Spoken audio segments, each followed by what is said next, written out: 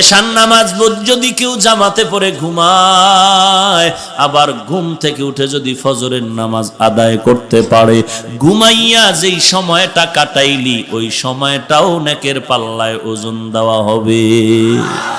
মাকুন সুসুতি নামাজে পাঞ্জে গানা ফাওয়াইলুল লিল মুসাল্লিনাল্লাযিনা মুমিনারা ইনামাজে ইমদাদে দা ইস্তাইনু আয়াতে কুরআন ওয়াখা আয়াতে কদ আফলাহারা ইয়াদিকুন গৌর কুন্দর মানিয়াজদের সাদিকুন ওয়ামান আহসানু কাওলাম মিম্মান দাআ ইলাল্লাহ ওয়া আমিলা সালিহান وقال إنني من المسلمين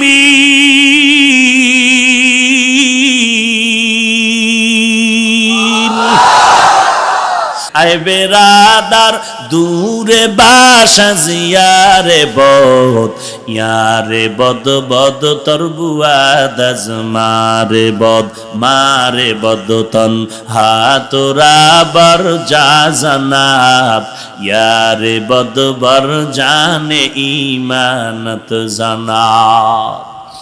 আল্লাহর দিকে ডাকে বান্দা আয়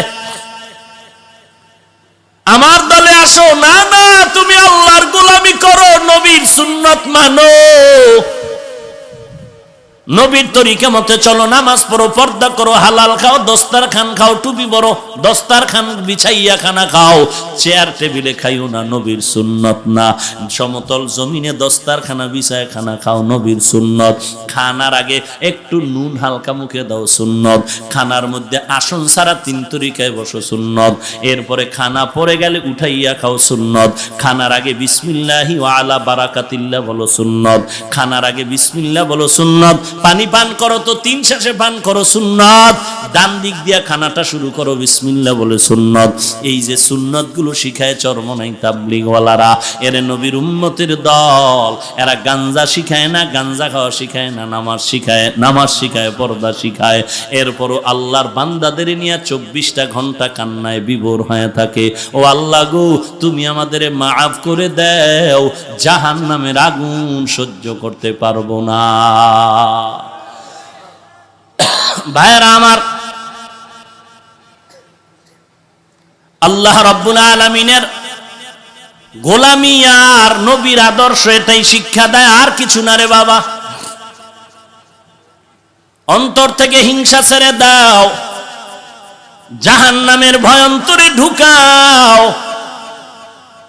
কোরআন শরীফে, হাদিস শরীফে জাহান্নামের বয়ান নাই। এই বুঝে শুনে বলবেন, মুখস্থ আসলেই আছে? হ্যাঁ, জান্নাতের বয়ান। একটা বক্তাও যদি জাহান্নামের বয়ান না করে, করবে কে বলেন? কয়টা সরমনের পিশাব করবে, এ হেগো দিয়ে দিছি। তো জাহান্নামের বয়ান যদি সরমনে অলগ দাও, আর এরা যখন করবে, এটাই বাস্তব যে জাহান্নামের ভয়ের কথা শুনলে মানুষ কাঁদবে। তুমি কান্না সহ্য করতে পারো না কেন? সহ্য করতে পারে না তো পারে না, উল্টা বয়ান দিয়া কয় বেশি কাঁদবি না, নবী বেশি কাঁদেন নাই। অথচ এমন একজন নবীর নাম বলো, এমন একজন সাহাবার নাম বলো যে জিন্দেগিতে কাঁদেন নাই, বরং আবু বকরের গুনাহ মাফ। আল্লাহ তাআলা 10 জন সাহাবাকে জান্নাতের টিকিট দিলেন। এরপরও তাকায় দেখো, আওয়াবিন ইশরাক, তাহাজ্জুদ বন্ধ নাই, 5 ওয়াক্ত বন্ধ নাই, জিহাদ বন্ধ নাই, নামাজ রোজা বন্ধ নাই, স্ত্রীর হক বন্ধ নাই, মা বাবার হক বন্ধ নাই। এরপরও তারা সারা রাত কান্না কান্না, কবরে কি উপায় হবে? আপনি আমি এমন একটা আমল কি দেখাইতে পারবো আল্লাহর কাছে যে আল্লাহ, একটা আমল আমি তোমার জন্য করেছি, নির্ঘাত আমি বিশ্বাস করি এই আমল আমি জান্নাত পেয়ে যাব, এমন একটা আমল কি আপনার আছে জিন্দেগির? আপনি তো ভাবতেছেন, আরে বাপ রে বাপ, আমি 5 ওয়াক্ত নামাজ না পড়লেও জুমা মিস নাই। কি টাটকাবে নামাজি? হ্যাঁ, একজনে 3 জুমা পড়ে, এক জুমায় মসজিদে ঢুকে আর বাকি 2 জুমা পড়ে না। একদিন এক মুসল্লি ধইরা কয়, ব্যাপার কি, তুমি 3 জুমা পড়ে একবার আইও কেন? এক হুজুরে বলছে, লাগাতার 3 জুমা বাদ দিলে বউ তালাক হয়ে যাইব, তালাক ঠেকানোর জন্য মসজিদে হাজির হয়ে যায়। আমি বলি, যারা 5 ওয়াক্ত নামাজ পড়ে না, শুধু জুমা পড়ে, তারা ফুল বেনামাজি। নবীজি পড়ছেননি 5 ওয়াক্ত? বছরে কয়বার? হ্যাঁ, প্রতিদিন কয়বার? আরো জোরে বলেন। একটুখানি নেকের তরে রোজ হাসরের মাঠেতে, বাবা ঘুরবে ছেলের পিছে, ছেলে বাবার আগেতে। আহাতে মন কঠিন দিনেতে, নামাজ তোমায় ভুলবে না, ঠিক মতো পড়িলে নামাজ জান্নাত তোমার ঠিকানা। ঘুমের চেয়ে নামাজ ভালো, আর তুমি ঘুমাইও না, ঠিক মতো পড়িলে নামাজ জান্নাত তোমার ঠিকানা। আমার প্রাণের ভাই বোনেরা, জলদি করে উঠে যাও, ওযু করে তাড়াতাড়ি নামাজ পড়তে লেগে যাও। আহা নবী বেনামাজির শাফাআত করিবেন না, ঠিক মতো পড়িলে নামাজ জান্নাত তোমার ঠিকানা। ঘুমের চেয়ে নামাজ ভালো, আর তুমি ঘুমাইও না, ঠিক মতো পড়িলে নামাজ জান্নাত তোমার ঠিকানা।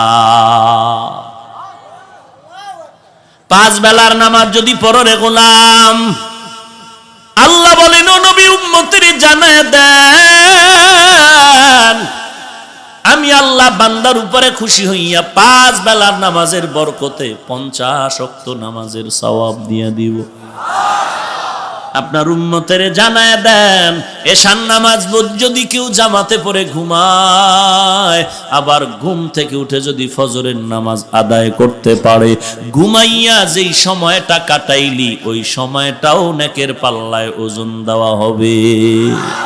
মাকুন সুসুতি নামাজে পাঞ্জে গানা, ফাওয়াইলুল লিল মুসাল্লিনাল্লাযিনা মুমিনারা ইনামাজে ইমদাদে দা ইস্তাইনু।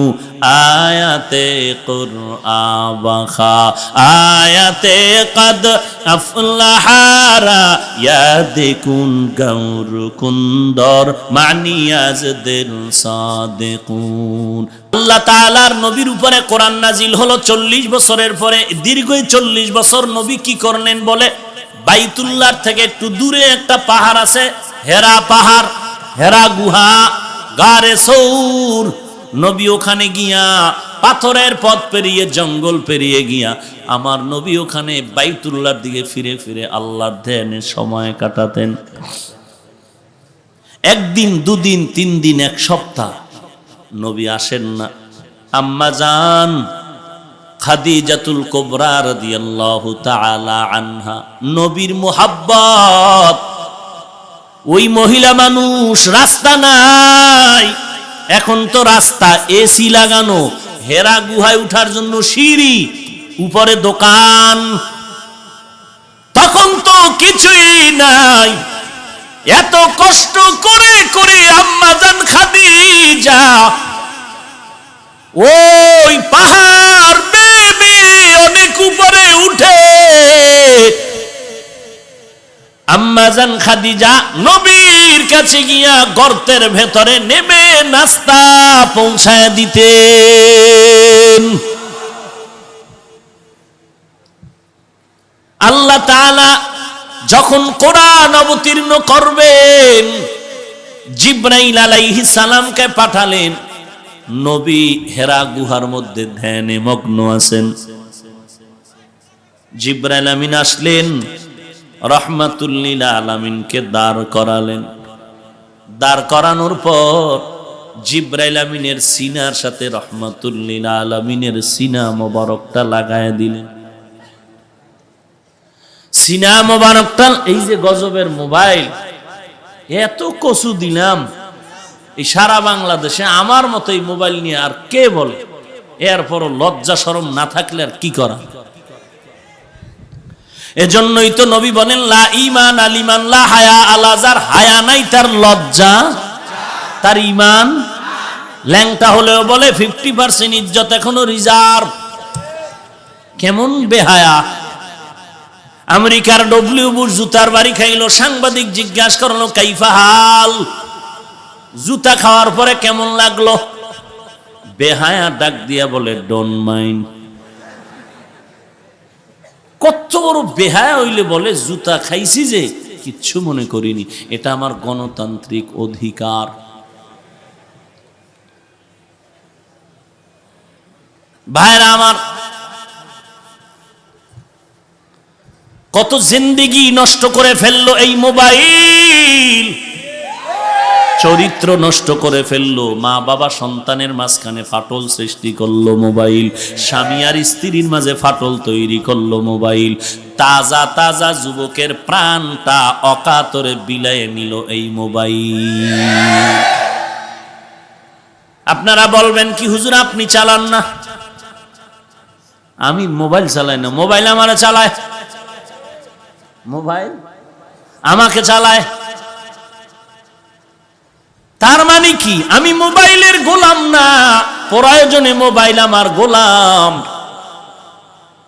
আল্লাহর ভয় নিয়ে চলো রে বান্দা, রাস্তা দুইটাই খোলা আছে, মন্দিরও খোলা মসজিদও খোলা, ডুববি কই তোর ব্যাপার। মোবাইলটা ওপেন করবি, ডানেও রাস্তা আছে বামেও রাস্তা আছে, ডানে ঢুকবি কোরআন তেলাওয়াত বয়ান, বামে ঢুকবি নর্তকীর নাচ গান।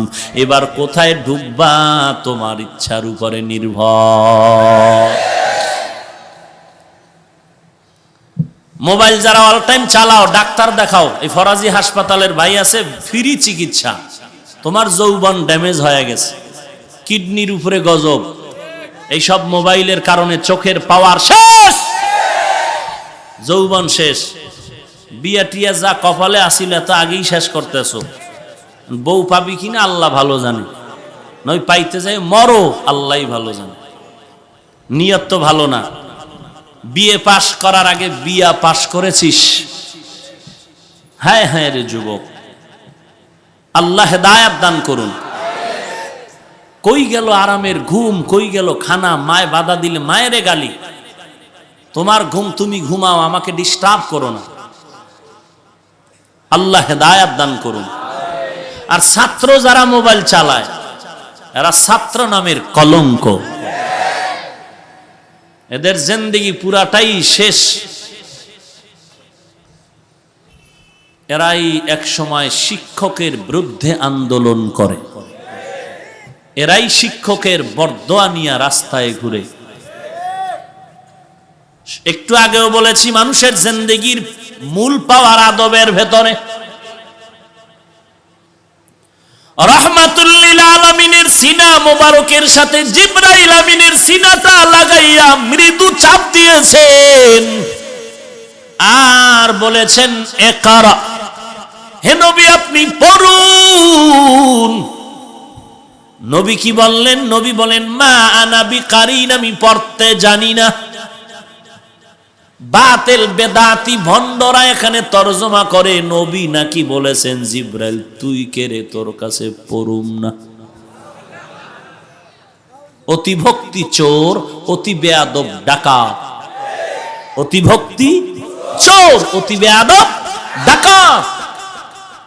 ইউসুফ নবীরে দেখা জুলাইখা পাগল হয়ে গেল। মদিনা মিশরের এমপি মন্ত্রীর বউয়েরা কয় জুলাইখা এত পাগল কেন? আর গোপন নাই, ওপেন হয়ে গেছে, সিসি ক্যামেরায় ধরা পড়ে গেল জুলাইখা তার ইউসুফের সাথে প্রেমের নিবন্ধনে পাগল হয়ে আছে। গোপন আর রইল না। জুলাইখা নিজের একটু পবিত্র বানানোর জন্য একটা কৌশল করে সুন্দর সুন্দর মহিলাদের সাজায় দুই সারিতে বসাইলেন, হাতের মধ্যে ছুরি দিলেন আর ফল দিলেন, আর বললেন তোমাদের মাঝখান থেকে আমি যেই ইউসুফের পাগলরে নিয়ে যাব, তোমরা তার দিকে তাকাবা, আমি অর্ডার দিলে ছুরি দিয়া ফল কেটে খাবা। ইউসুফ নবীরে সাজাইয়া জুলাইখা যখন ওই মহিলাদের মাঝখান দিয়া নিয়ে যায়, মহিলারা এমন তাকাইলো, নজর আর ফিরাইতে পারলো না। জুলাইখা কয় ফল কেটে খাও, ফল কাটার পরিবর্তে দেখে তাদের হাতের কবজা কেটে গেল। এইবার কয় দেখ আমি কার পাগল, যেমন তেমন ব্যক্তির পাগল না, যার দিকে তাকাইলে নজর ফিরানো যায় না, যে ইউসুফের দিকে তাকাইলে 3 দিনের ক্ষুধা থাকে না। শনিদা কায় বুয়াদ মানন্দ দিদা তোরা দিদা ও ইউসুফ রাশনিদা।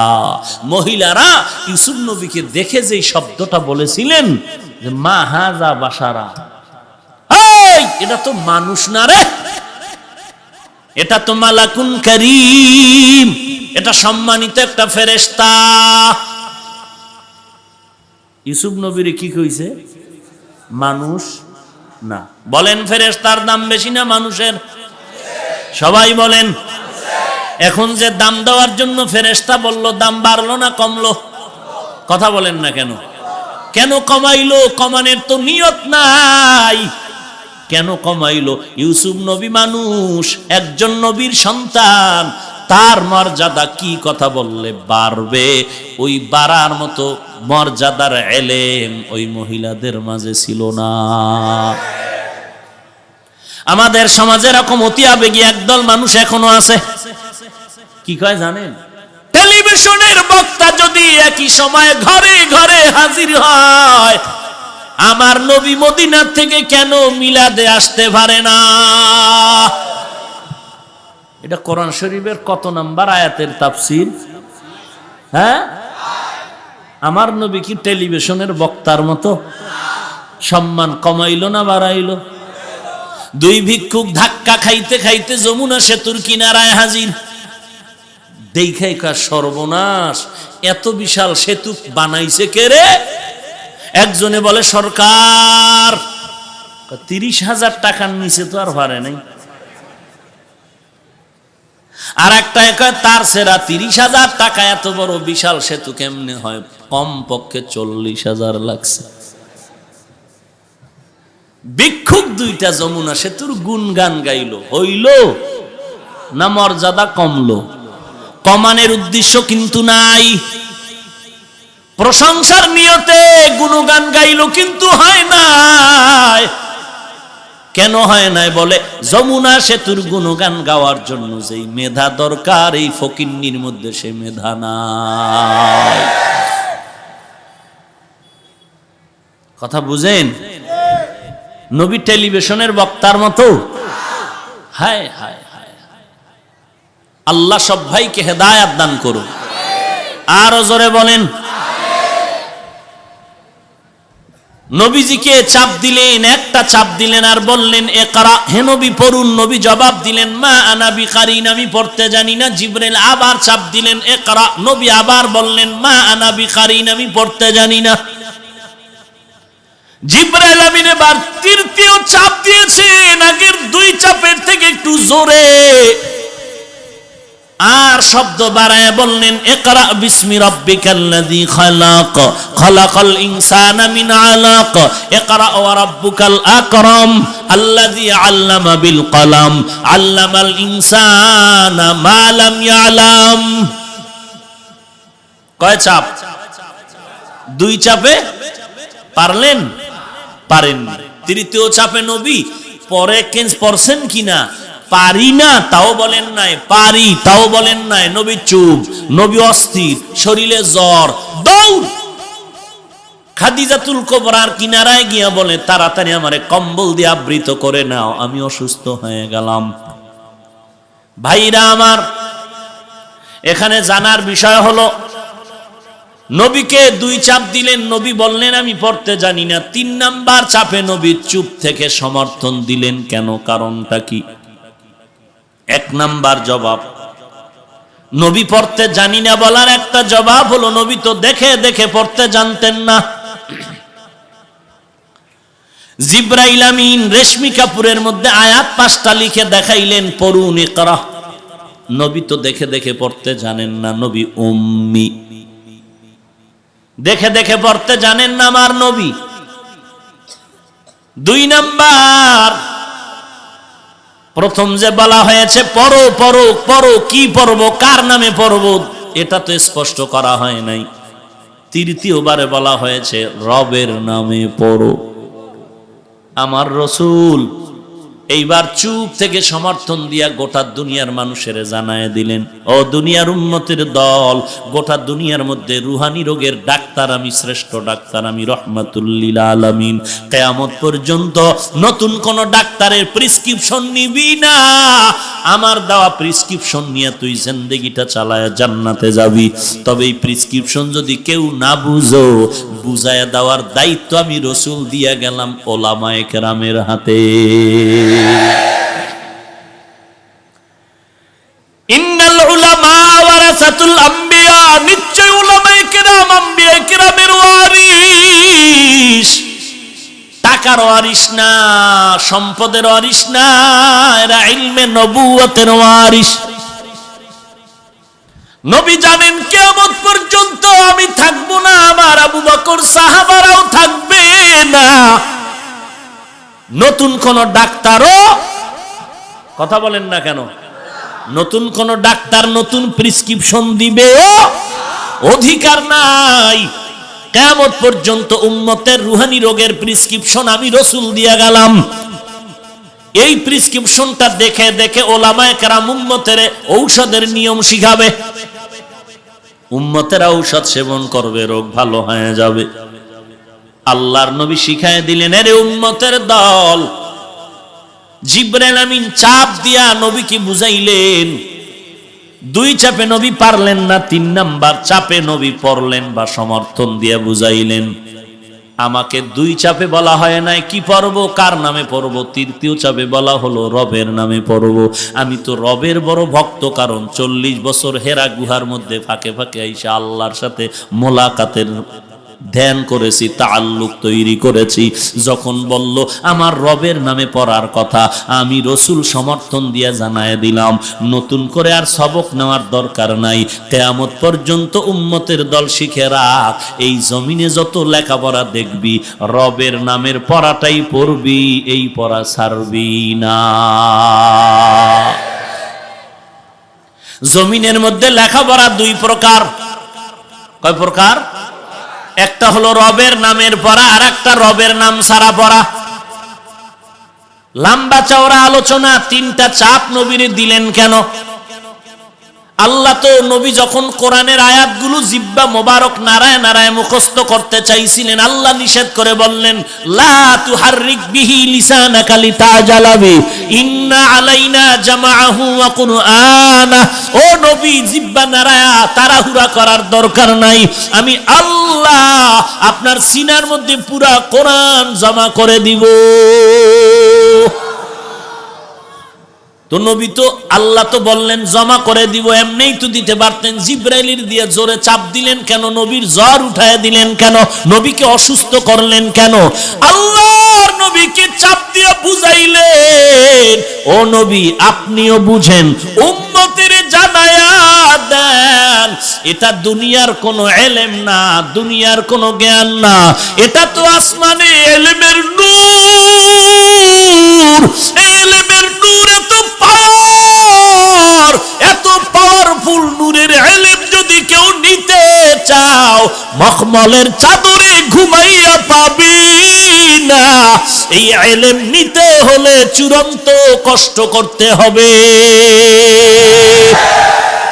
মেরা এজাজো করদন বেহিসাব, খলকেরা দাদন জওয়াবে বাসওয়াব, হক না দারদ দুস্তে খলকা জারে রাহ, নিস্তে ই খসলত একে দিনদারে রাহ। এই জন্য আমাদের মাদ্রাসাগুলোর কি হালাত, টিনের ঘর, বাথরুম মাত্র 5টা, ছাত্র ঘুমানোর জায়গা নাই, খানা নাই, চাল ডাল দেয় শেষ, আবার ফিকির চাল ডালের, বাথরুমে কষ্ট, গোসলে কষ্ট, ঘুমে কষ্ট। সেই টিনের ঘর থেকে 3 তলা বিল্ডিং হইছে, এরপরও কষ্ট। বাথরুম হইছে 50টা, এরপরও বাথরুমে কষ্ট। ছাত্র বেড়ে গেল, ঘুমের জায়গায় সমস্যা। এবার বিল্ডিং হইছে 5 তলা, এরপরও কয় আরো লাগবে। এই মাদ্রাসা এমন একটা সম্পদ, কিয়ামত পর্যন্ত দিতে থাকবা, শেষ করা হবে না। দৈনন্দিন গরু খাওয়া যায় না, মুরগি খাওয়া যায় না, ডাউলের পানি, কম্বল চারি, এত কষ্ট, এত কষ্ট। আর সাধারণ গরিব ফ্যামিলির সন্তানেরা তো মাদ্রাসায় পড়ে। এই কষ্ট দিয়া আল্লাহ জমিনের মধ্যেই নিজাম কায়েম রাখলেন। বেশি আরাম প্রিয় হইও না। যত বুজুর্গের নাম আপনারা জানেন, আমরা বলে বলে বয়ান করি তাদের নামে। খবর নিয়ে দেখেন, তাদের কষ্টের কোনো জিন্দেগির শেষ ছিল না। এক একজনের কষ্ট পাহাড় সম পরিমাণ হয়েছে। মাইলকে মাইল, মাইলকে মাইল, শত শত মাইল হেঁটে হেঁটে গিয়া এরপরে মাদ্রাসায় ক্লাস করে আবার চলে আসছেন। রাতের ঘুম নাই, সারা রাত্র লেখাপড়া করতেন। আবার ভোর রাত্রে তাহাজ্জুদে মাওলার দরবারে কান্না করেন। আপনারা মাঝে মাঝে আশেপাশের মাদ্রাসাগুলোতে একটু খোঁজ নিয়ে দেখবেন, ছোট ছোট ছোট ছোট বাচ্চাগুলো মা ঘুমের থেকে উঠায়, মা খানা খাওয়ায় দেয়, মা গোসল করায় দেয়, বাচ্চাটারে মা তৈল দেয়, মা কাপড় ধুইয়া দেয়। ওই বাচ্চাটার বাবা গরিব, মা গরিব। বাবাই রিক্সার ড্রাইভারি করে সন্তানের বেতন দেয়। একটু মাদ্রাসায় দিয়া হুজুরের কাছে দোয়া চায়, হুজুর একটু দোয়া করবেন, আমি রিক্সার ড্রাইভার, আমার সন্তানটারে মাদ্রাসায় দিলাম, ঠিক মতো বেতন দিতে পারি না। ওই বাচ্চাটা ঘরের মধ্যে তরকারি ভালো হলে খানা খায়, নাইলে খায় না। মাদ্রাসায় যাওয়ার পর যেই মা সন্তানটারে খানা খাওয়ায় দিত, ওই খানাটা এখন নিজে উঠায় খায়। ওই সন্তানটা এখন নিজের জামা কাপড় নিজে ধোয়, নিজে গোসল করে। 10টার আগে ঘুম নাই। আবার শীত নাই, গরম নাই, এই ঠান্ডার দিন, শীতের দিন আসতেছে। এই ছোট ছোট বাচ্চাগুলো ফজরের আজানের 1 ঘন্টা আগে উঠে আমার মাওলার কোরআন পড়ে, ঠান্ডা পানি দিয়ে উযু বানায়, আবার মোনাজাতে কান্দে, ও মালিক, আমার বাবা বড় গরিব অবস্থায় আছে, আল্লাহ তুমি আমার ইলমের দরজা থেকে ফিরাইয়া দিও না রে আল্লাহ, তোমার একজন পছন্দের আলেম হওয়ার তৌফিক দাও। এত কষ্টের কারণেই তো আল্লাহ এত সম্মান দিয়েছেন। এই জন্যই তো নবীর সাহাবী হযরতে আলী আল্লাহর দরবারে শুকর আদায় করেন, হে মালিক, সম্মানের চেয়ারে বসার জন্য 2 পুঁজির একটা পুঁজি দরকার। হয়তো লাগবে টাকা, না হয় লাগবে শিক্ষা। দুনিয়াওয়ালারা সম্মানের চেয়ার 2 দলের দেয়, শিক্ষিত মানুষের সম্মানের চেয়ার আগায় দেয়, আর টাকাওয়ালারে সম্মানের চেয়ার আগায় দেয়।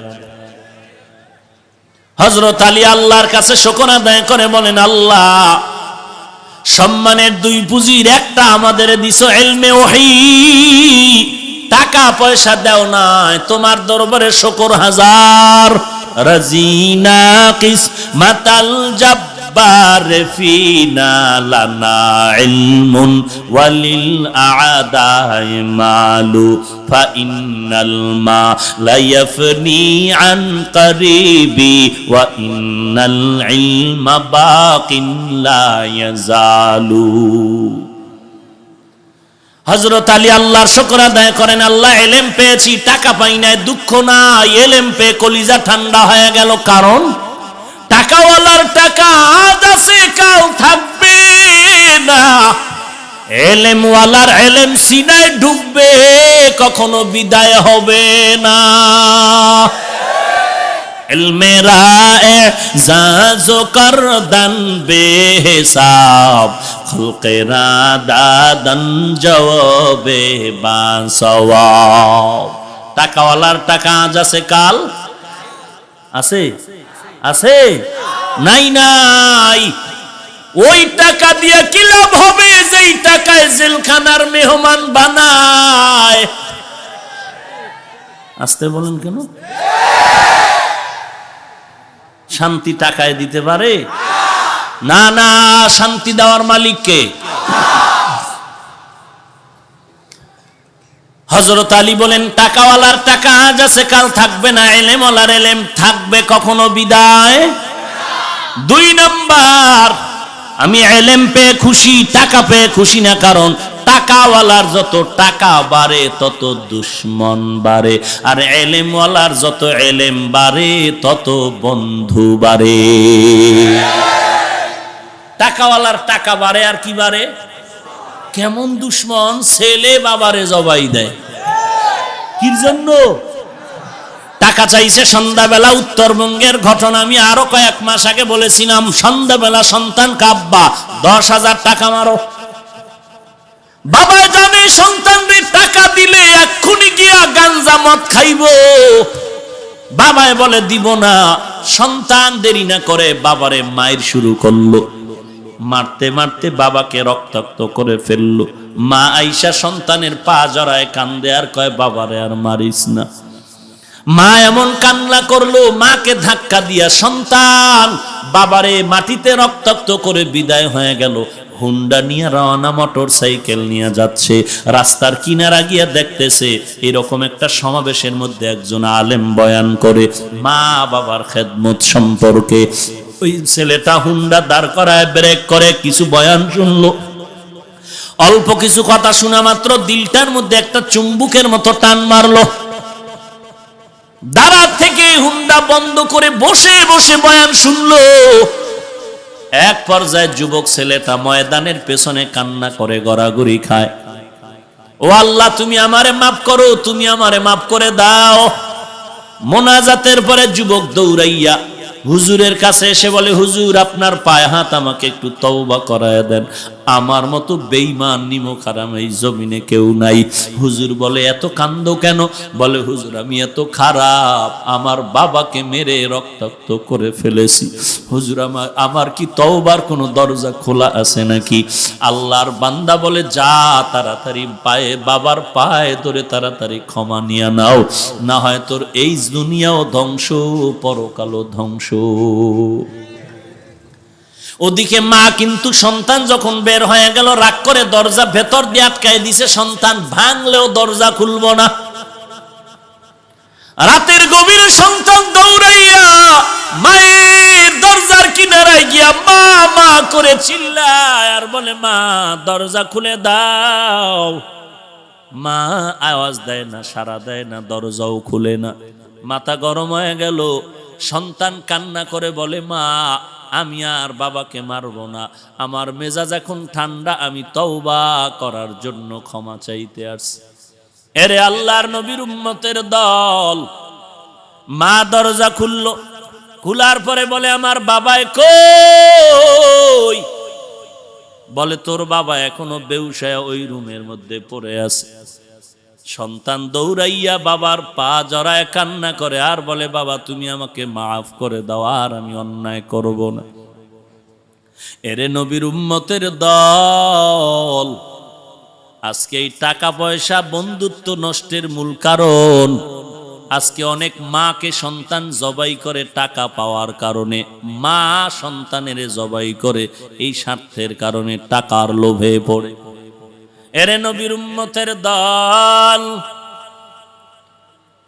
এই জন্য হযরত আলী শুকর আদায় করেন, হে আল্লাহ তুমি আমাকে ইলম দিয়েছো, টাকা দাও নাই, শুকর তোমার দরবারে রে মালিক। টাকাওয়ালার যত টাকা বাড়বে দুশ্মন বাড়ে, এলেমওয়ালার এলেম বাড়ে তত বন্ধু বাড়ে। 3 নাম্বার, টাকাওয়ালা যত বয়স্ক হয় সবার তত ঘৃণা জমে, আর এলেমওয়ালার যত বয়স বাড়ে সবার তার প্রতি মোহাব্বত বাড়ে। টাকাওয়ালা এখন বুড়া হয়ে গেছে, ছেলে মেয়েরা মনে মনে ভাবে মরে না কেন। মাঝে মাঝে ইমামের সাথে গোপনে কয়, হুজুর জালালি খতম টতম পড়েন, এই বুড়া বাবারে আর কত টানুম, মরে গেলে ভালো হয়ে যায়, আমরা একটু আনন্দ ফুর্তি করবো, এই বুড়ার কারণে পারি না, বারবার হসপিটালে দৌড়াতে হয়। হসপিটালওয়ালারাও মাথা গরম, এতবার কেন?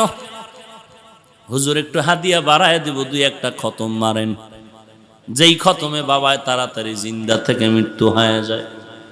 ও বাবা, স্ত্রী পর্যন্ত স্বামীর মৃত্যু কামনা করে, মরণ যখন হয়ে যায়, কবর দেশে নেওয়ার আগে, জানাজা পড়ানোর আগেই বাবার সম্পদ ভাগাভাগি শুরু। আর এলেমওয়ালা হাটহাজারীর হযরত আজ নারায়ণগঞ্জ আসলেন, গতকালকে নরসিংদী আসলেন, দিনের বেলা হাজার হাজার হাজার মানুষ।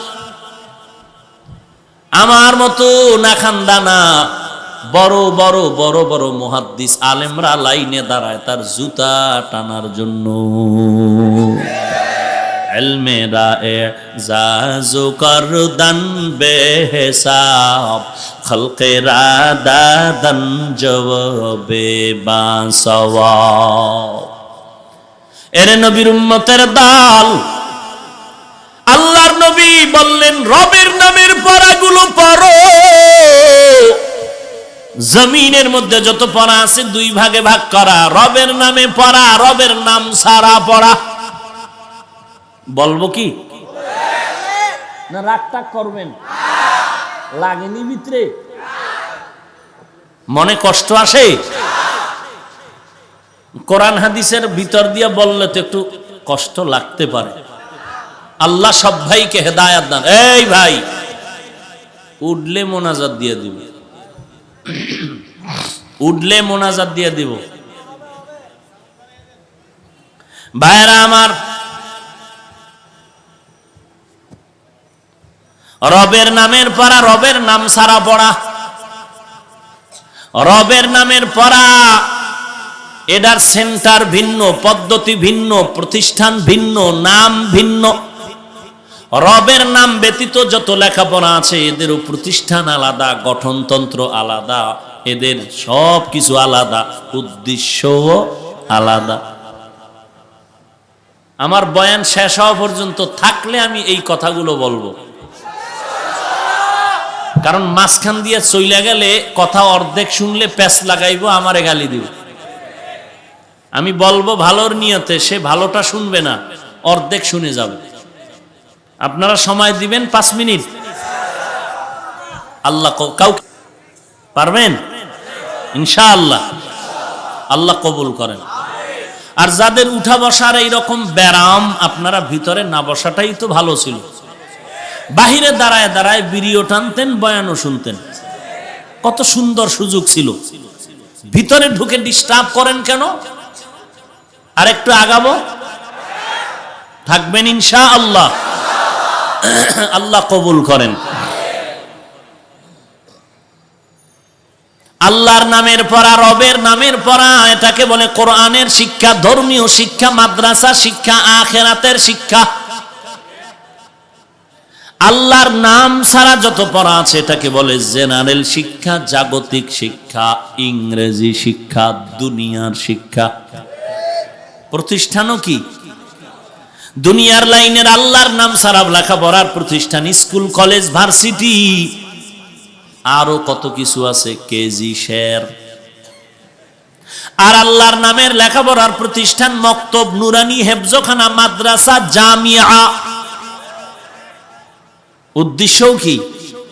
আল্লাহর নামের লেখাপড়ার মাকসাদ হলো আল্লাহর গোলামি, আর দুনিয়ার লেখাপড়ার মাকসাদ হলো দুনিয়ার চাকুরি।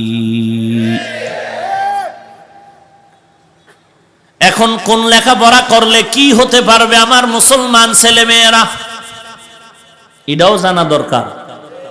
খালি আমগো মাদ্রাসাওয়ালাদের গাইলেইবেন, ওখানে পড়লে কি হয়, কি হয়, তোমার কি হওয়া লাগবো কও, তুমি আমারে কি বানাইতে চাও বলো। হয় মাদ্রাসায় পড়লে ইমামতি, মুয়াজ্জিনি ছাড়া আর কি করব, তা তুই কর। মাদ্রাসায় আলেম ইমামতি করবে না তো গরুয়ে করবে, কি বলেন আপনারা? কি ঠিক? গরু করবে? ভাইরা আমার, এরপরে কি কয়, যাক ওদিকে যাব না, টাইম বেশি হয়ে যাচ্ছে। কোন কথায় আবার পেস লাগে আল্লাহই জানে। মাদ্রাসায় পড়লে তো ডাক্তার হওয়া যায় না, ডক্টর হওয়া যায় না, ইঞ্জিনিয়ার হওয়া যায় না, সাংবাদিক হওয়া যায় না, সাহিত্যিক হওয়া যায় না, কবি হওয়া যায় না, এমপি হওয়া যায় না, মন্ত্রী হওয়া যায় না।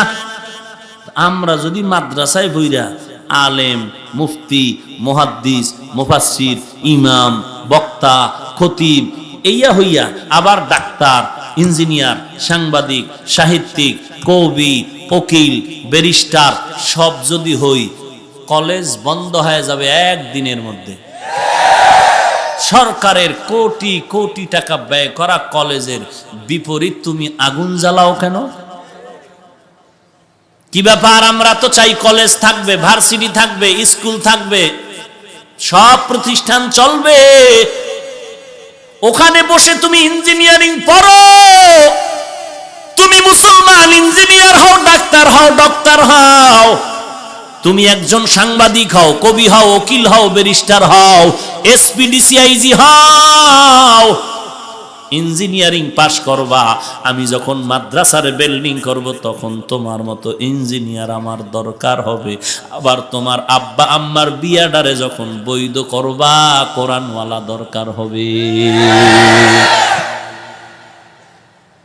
এরপরে যদি বলো হুজুর না ঘাড়ে ঠেললা দিমু, দে পারুম কিন্তু ইনশাআল্লাহ, তবে কলেজ বন্ধ হয়ে যাবে 1 মাসে। আমরা এটা চাই না, আমরা চাই সমন্বয়। কি সমন্বয়? মাদ্রাসার লেখাপড়া আরবির ক্লাসের ফাঁকে ফাঁকে দুনিয়ার লাইনে চলার জন্য ইংরেজি, অঙ্ক, ইতিহাস, ভূগোল যেমন আমরা ঢুকাইলাম, স্কুল, কলেজ, ভার্সিটির লেখাপড়া ঠিক রাখিয়া আমাদের মুসলমানের ইমানের দাবি ওখানেও ক্লাসে ক্লাসে আল্লাহর কোরআন ঢুকায়া দাও। রাজনীতি করলাম না, বোঝো রাজনীতি কসু। ভাইরা আমার, এতক্ষণ কি বুঝলেন? স্কুলের বিরুদ্ধে বললাম, কলেজের বিরুদ্ধে বললাম না, যারা বলতেছে এরা কিন্তু কলেজের বিপরীত বলতেছে, আমরা পক্ষে বললাম। কলেজ থাকবে, ভার্সিটি থাকবে, ডাক্তার হবা, ইঞ্জিনিয়ার হবা, মুসলমানের সন্তান ইঞ্জিনিয়ার হও, ধন্যবাদ, ডাক্তার হও, ধন্যবাদ। কেন ধন্যবাদ? ওরে বান্দা, বেঈমানের বাচ্চা কিন্তু আজ এক হয়ে গেল, মুসলমানের বিপরীত লাইনে তারা এক হইতেছে, ঐক্য হইতেছে, মুসলমানের বিরুদ্ধে তারা আন্দোলনে নামবে। কোন বেঈমানেরা যদি হঠাৎ করে বলে, এই মুসলমান, তোদের আর আমগো বানানো ঔষধ দিব না, আমার দেশের মুসলমান সন্তান কলেজে পড়িয়া, ডাক্তারি পড়িয়া দাঁড়ায় বলবে, বেঈমানের বাচ্চারা, তোদের বানানো ঔষধ লাগবে না, আমরা মুসলমানের জন্য মুসলমান ডাক্তারেরা যথেষ্ট। हकीकत से तो दुनिया बेखबर है, दुनिया की नुमाइश पर नजर है, नमी गुयम के आज दुनिया जुदा बाश, बाहर कारे के बाशी बा खुदाबाश। स्कूल कॉलेजे पढ़ने वाला युवक, छात्र छात्री, শিক্ষক, নামাজি আছে না নাই? Doctor, doctor, engineer, RAB, army, police, BDR, OC, DC SP নামাজি আছে না নাই? তাহলে তো আমি বলবো না ডাক্তারেরা খারাপ, আমি বলতে পারি না কলেজ খারাপ। বরং আমি দেখলাম অনেক কলেজে মাহফিল করতে গিয়ে দেখলাম রুমের সামনে লেখা আছে ছেলেদের নামাজের কক্ষ, আর এক রুমে লেখা আছে মেয়েদের জন্য নামাজের কক্ষ। স্কুলওয়ালারাও নামাজের সুযোগ দেয়, কলেজওয়ালারাও নামাজের সুযোগ দেয়। এরপরও যদি মুসলমানের ঘরে জন্ম নিয়ে নামাজ না পড়ো, তোমার মতো কপাল পোড়া বলো ওই জমিনে আর কে হতে পারে? ও ভাই, তুমি স্কুলে পড়ো, কলেজে পড়ো, তবে আল্লাহর নবীর সুন্নতের আদর্শটা ধরে নাও। আমি বলি না তুমি মাদ্রাসায় পড়ো রে বাবা, যে লাইনে থাকো থাকো, আল্লাহর দরবারে তওবা করে জিন্দেগিটা সুন্দর করো, নামাজ পড়ো, পর্দা করো, মা বাবার খেদমত করো, আলেম ওলামাদের সম্মান করে তাদের কথা মেনে চলো, সহিভাবে কোরআনটা শিখো, 5 বেলার নামাজ পড়ো, মা বাবার খেদমত করো, দেশের পক্ষে জাতির পক্ষে কাজ করো, বিরোধিতায় কাজ করিও না।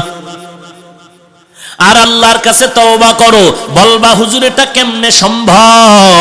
আমাকে প্রশ্ন না করে তোমার ডানে বামে তাকায়া দেখো, তোমার মতো যুবক সন্তান ড্রাইভারি করে নামাজ ছাড়ে না, তোমার মতো যুবক স্কুল কলেজে পড়ে নামাজ বাদ দেয় না, তোমার মতো যুবক র্যাব আর্মি পুলিশের চাকরি করে নামাজ বাদ দেয় না, তোমার মতো যুবক কোটি কোটি টাকার মালিক একটা টাকাও হারাম খায় না, 5 ওয়াক্ত নামাজ বাদ দেয় না, তুমি কেন পারবা না? আসলে কপাল পুড়ে গেছে, জাহান্নামের ভয় অন্তরে এখনো আসে নাই। তুমি আমাকে বুঝাবার চেষ্টা করো হুজুর, বলছেন কথা ঠিক, কিন্তু টুপি পরলে মাথা গরম হয়ে যায়, দাড়ি রাখলে যৌবনের ভাব নষ্ট হয়ে যায়, লম্বা জামা পরলে শরীরটা আটকা আটকা মনে হয়। তুমি বুঝেছো, আমি বুঝি নাই, ব্যাপারটা এমন না। আজকে তোমাকে পায়ে ধরে ধরে বলি বাবা টুপি মাথায় দাও, অথচ তুমি দিতে চাও না। আর আমাকে যদি কেউ কোটি কোটি টাকা দিয়ে কয় হাফিজ ভাই টুপি ফালায় দাও, দাড়িটা কাটিয়া দাও, আমি বলার আগে তোমার অন্তর কি বলে? টাকার লোভে আমি দাড়ি টুপি ফালায় দিব নাকি? এইবার তুমি একটু চিন্তা করো, তোমার পায়ে ধরে বললাম টুপি পরতে, তুমি রাজি হও না, আর আমারে কোটি টাকার লোভ দেখাইলো আমি টুপি ফেলতে রাজি হই না। কারণটা কি? কারণ আর কিচ্ছু না রে বাবা, আল্লাহর কোরআন পড়লাম, নবীর হাদিস পড়ে দেখলাম একটা কথাও মিথ্যা নাই। গুনাহ নিয়ে কবরে গেলে জাহান্নামের আগুন, গুনাহ নিয়ে কবরে গেলে 2 পার্শ্বের মাটির চাপ হবে। ওরে বান্দা, জমিন থেকে 9,30,00,000 মাইল উপরে সূর্য, রাতের বেলা সূর্য নাই, তারপরে তো গরমে তো ঘাম সহ্য করা যায় না। এরে আল্লাহর বান্দা, কেউ যদি আমার হাতে একটা বেতের বাড়ি দেয় আমি সহ্য করে নিতে পারি না। আর নবী বলেন গুনাহগার হয়ে যদি কবরে যাও, ওই কবরের 2 পাশের মাটি তোমাকে যখন চাপ দিবে, এক পাজরের হাড় আর এক পাজরের মধ্যে চলে যাবে। এরে নবীর উম্মতের দল, আল্লাহর কোরআন যদি তোমার অন্তর বলে সত্য, নবীর কথা যদি তোমার অন্তর বলে সত্য, গুনাহগার হয়ে কবরে গেলে আযাব হবে, কথাও সত্য। সহ্য করা যাবে?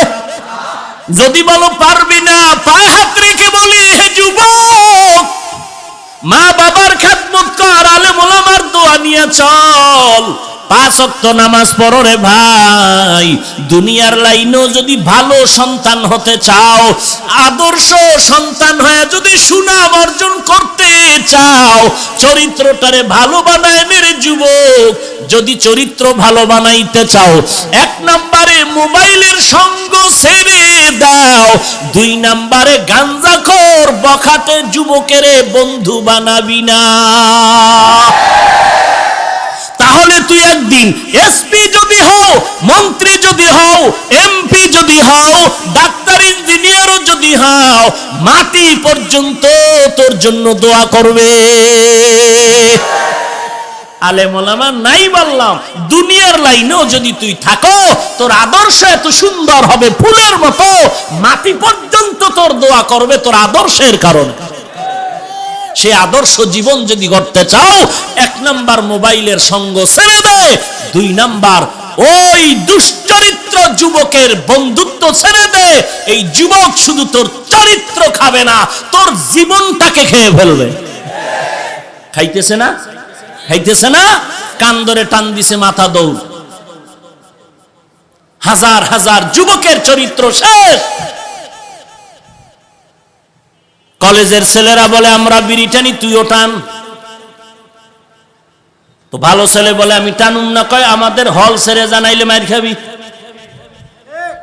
আমার এক হুজুর চাইছিলাম হলে থাকবো, অবস্থা খারাপ, ওখানে থাকলে বিড়ি টানুনি লাগবে না মাইর, কারণ 5 জন সমানে টানে, আমি এখানে কি করি? আমি আলাদা বেসানের একটা রুম ভাড়া করে থাকি, কারণ আমি 5 বেলার নামাজ পড়ি, তাহাজ্জুদও পড়ি। এই যুবক, দুনিয়ার বাহাদুরি আর কয়দিন?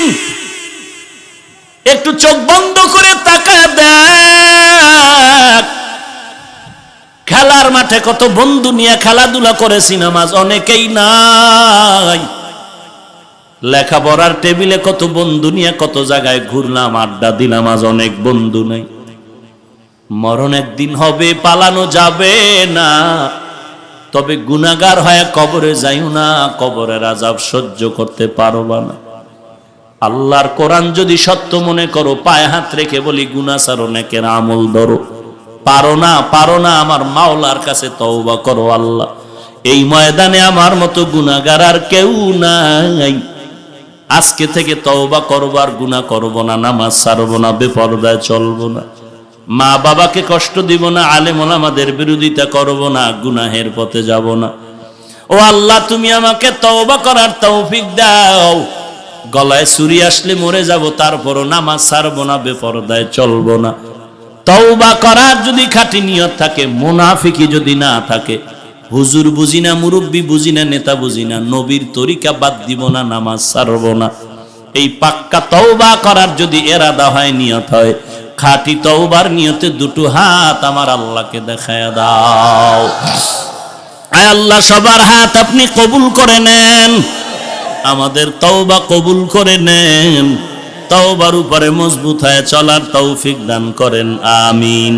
আলহামদুলিল্লাহি রাব্বিল আলামিন, والصلاة والسلام على سيد الأنبياء والمرسلين وعلى آله وأصحابه أجمعين يا أرحم الراحمين يا أرحم الراحمين يا أرحم الراحمين رب ارحمهما কামা রব্বায়ানি সগীরা।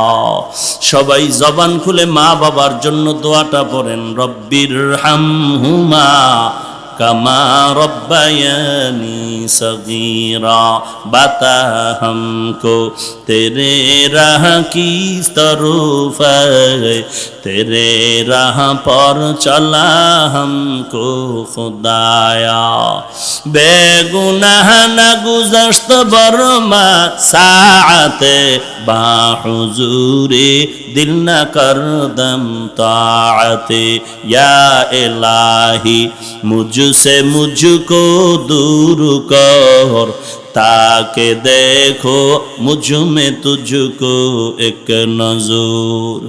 आय अल्लाह ताआला गभीर रात, দুদিন ব্যাপী মাহফিলের শেষ, কুদরতের নজর দিয়া দেখেন অনেকে বসতে পারে না, দাঁড়ায় দাঁড়ায় দিনের কথাগুলো শুনলেন। ও আল্লাহ, আপনি দেখেন টাকার লোভে কেউ আসে নাই, খানার লোভে আসে নাই রে আল্লাহ। কত উলামায়ে কেরামরা আসছেন, কত সাদা দাড়িওয়ালা হাজী সাহেব, কলিজার টুকরা আমার, কত ব্যবসায়ী, কত চাকুরিজীবী, কত যুবক, কত ছাত্র ভাই, ছোট ছোট বাচ্চা, কত তালিবুল ইলম, পর্দার আড়ালে কত মা। ও আল্লাহ, সবাই জাহান্নামের আগুন থেকে মুক্তি চাই রে আল্লাহ। দুনিয়াতে যখন আসছিলাম কত পবিত্র ছিলাম, আম্মার মায়ে আম্মার কোলে প্রস্রাব করলো, মা দোষ নিতেন না।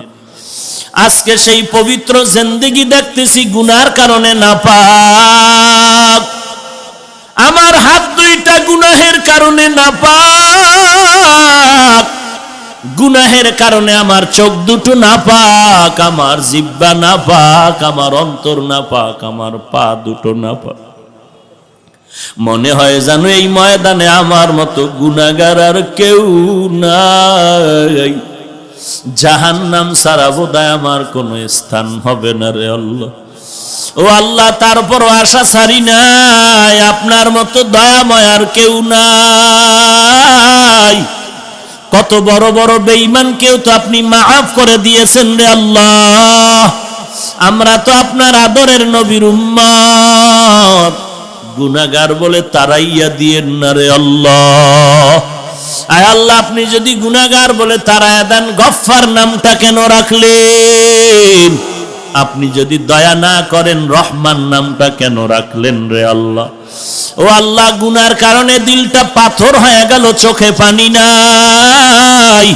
ও আল্লাহ, গুনাহ মাফ করে দিলটা নরম করে দেন, কান্নাওয়ালা চক্ষু দান করেন আল্লাহ, কান্নাওয়ালা চক্ষু দান করেন আল্লাহ, কান্নাওয়ালা চক্ষু দান করেন আল্লাহ।